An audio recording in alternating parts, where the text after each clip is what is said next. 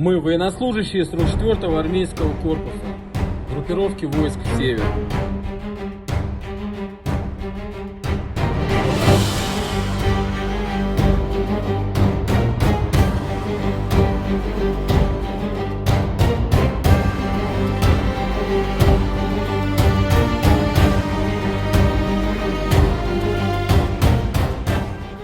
Perang antara Rusia dan Ukraina kini telah memasuki fase yang sangat berbeda dibandingkan tahun-tahun awal konflik. Jika pada 2022 dan 2023, perang ditandai oleh manuver cepat, serangan besar, dan perubahan peta yang dramatis, maka akhir 2025 hingga awal 2026 justru menunjukkan wajah lain dari perang modern. Garis depan yang relatif stabil, tetapi tekanan militer yang tidak pernah benar-benar berhenti. Inilah fase di mana ketahanan nasional, kedalaman logistik, dan konsistensi strategi menjadi faktor penentu.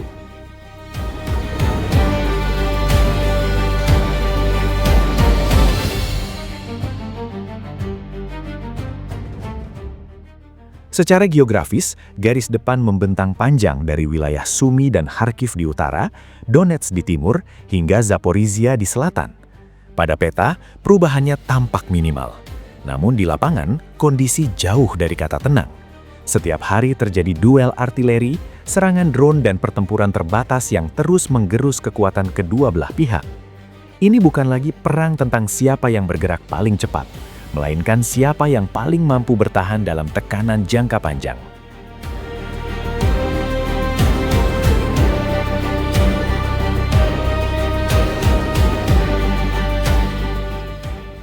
Dalam konteks ini, Rusia tampak telah menyesuaikan pendekatannya. Moskow tidak lagi mengejar ofensif besar yang beresiko tinggi dan mahal secara politik maupun militer. Sebaliknya, strategi Rusia kini lebih menekankan langkah bertahap, pengamanan wilayah yang telah dikuasai, serta tekanan konstan di sektor-sektor yang dianggap paling penting. Pendekatan ini mungkin tidak spektakuler, tetapi relatif stabil dan berkelanjutan. Salah satu fokus utama Rusia saat ini berada di wilayah timur laut Ukraina, khususnya di sekitar Sumy dan Kharkiv. Di kawasan ini, Rusia secara terbuka menyatakan tujuannya untuk membentuk zona penyangga atau buffer zone. Dari sudut pandang Moskow, langkah ini bersifat defensif, bertujuan menjauhkan ancaman artileri dan drone Ukraina dari wilayah Rusia sendiri.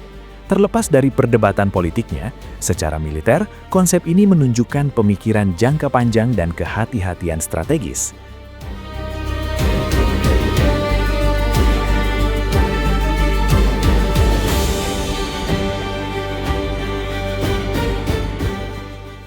Di front timur, khususnya Donetsk, perang tetap menjadi yang paling intens dan berdarah. Wilayah ini sejak awal konflik memang menjadi pusat gravitasi utama. Rusia terus berupaya memperluas dan mengamankan kontrolnya secara perlahan, bukan melalui serangan frontal besar, tetapi dengan penggerusan bertahap terhadap pertahanan Ukraina. Pendekatan seperti ini membutuhkan waktu, namun seringkali lebih efektif dalam perang posisi yang berkepanjangan. Sementara itu, di selatan Ukraina, Zaporizhia tetap menjadi kawasan strategis yang sensitif. Meskipun tidak terjadi perubahan peta yang signifikan, keberadaan Rusia di wilayah ini memiliki dampak besar. Stabilitas garis depan di selatan membatasi ruang gerak Ukraina dan mencegah terulangnya ofensif besar seperti yang pernah terjadi pada fase-fase sebelumnya. Dalam banyak hal, posisi defensif yang kuat justru memberi Rusia keuntungan strategis.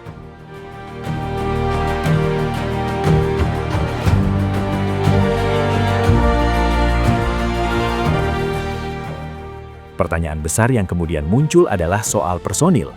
Apakah Rusia kembali mengirim pasukan ke garis depan? Jawabannya adalah ya, tetapi dengan cara yang berbeda dibandingkan awal perang.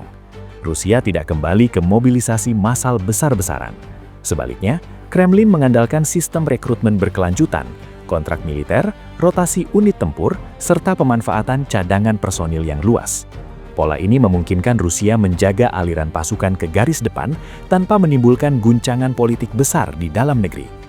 Ini adalah aspek yang sering luput dari perhatian, tetapi sangat penting dalam perang modern.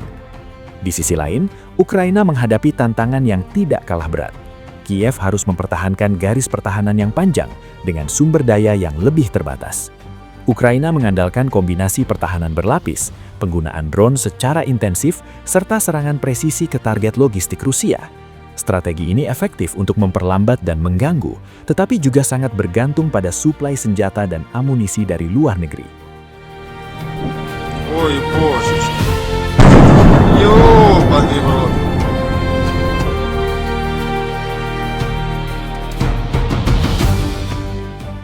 Dalam konteks ini, perbedaan pendekatan kedua pihak semakin jelas. Ukraina bertempur dengan fokus mempertahankan kedaulatan dan memaksimalkan dukungan internasional. Rusia sebaliknya tampak lebih mengandalkan kapasitas internalnya sendiri. Meskipun menghadapi sanksi ekonomi yang berat, Rusia masih mampu mempertahankan produksi industri militer, menjaga jalur suplai, dan mendukung operasi tempur di berbagai front. Reaksi dunia terhadap perkembangan ini cenderung terbagi. Negara-negara Barat, khususnya Amerika Serikat dan Uni Eropa, terus mengecam langkah Rusia dan memperkuat dukungan kepada Ukraina. Bantuan militer, finansial, dan diplomatik terus mengalir, meskipun tidak lepas dari dinamika politik internal masing-masing negara. Namun di luar blok Barat, banyak negara melihat konflik ini secara lebih pragmatis, sebagai perang langka yang tidak akan selesai dalam waktu dekat.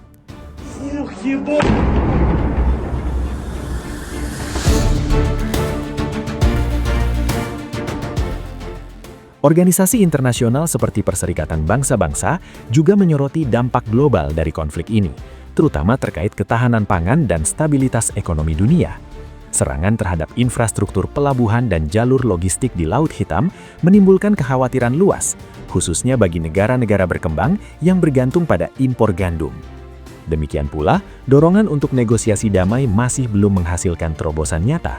Kedua pihak masih merasa memiliki alasan kuat untuk melanjutkan perang.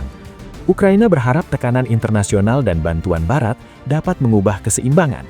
Rusia di sisi lain tampak yakin bahwa waktu bekerja untuk mereka, selama garis depan tetap terkendali dan stabilitas internal terjaga. Dalam situasi seperti ini, perang berubah menjadi perlombaan daya tahan. Bukan hanya soal siapa yang memiliki senjata lebih canggih, tetapi siapa yang mampu menopang perang dalam jangka waktu paling lama.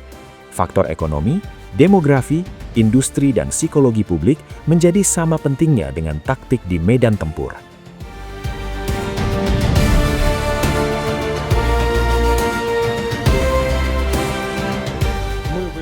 Video ini dibuat untuk tujuan edukasi dan analisis semata. Kami tidak berpihak pada pihak manapun, tidak mempromosikan kekerasan, dan tidak mendukung perang dalam bentuk apapun. Seluruh informasi yang kami sajikan berasal dari laporan terbuka dan analisis geopolitik yang tersedia untuk publik. Tujuan kami adalah memberikan pemahaman yang seimbang mengenai situasi global agar masyarakat dapat melihat berbagai isu dengan lebih bijak. Kami percaya bahwa perdamaian, dialog, dan diplomasi merupakan jalan terbaik untuk menyelesaikan setiap konflik.